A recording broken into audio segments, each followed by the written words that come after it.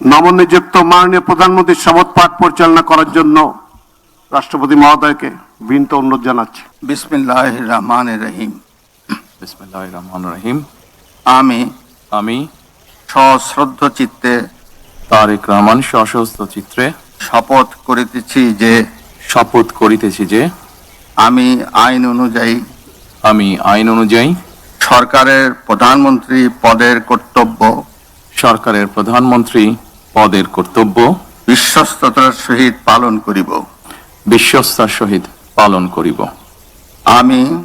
আমি বাংলাদেশের প্রতি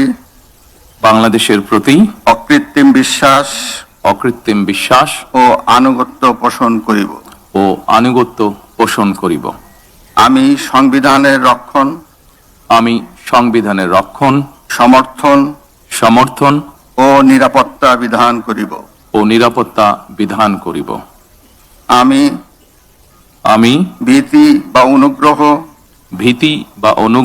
অনুরাগ বা বিরাগের বশবর্তী না হইয়া সকলের প্রতি আইন অনুযায়ী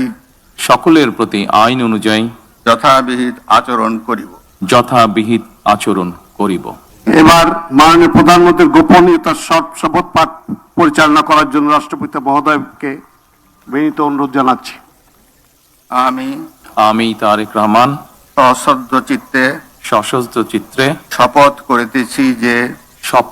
করিতেছি যে সরকারের প্রধানমন্ত্রী রূপে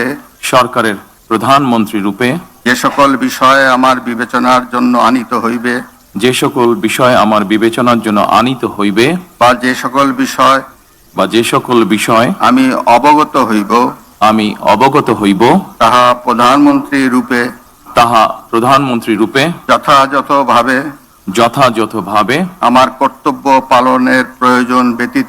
আমার কর্তব্য পালনের প্রয়োজন ব্যতীত প্রত্যক্ষ বা পরোক্ষভাবে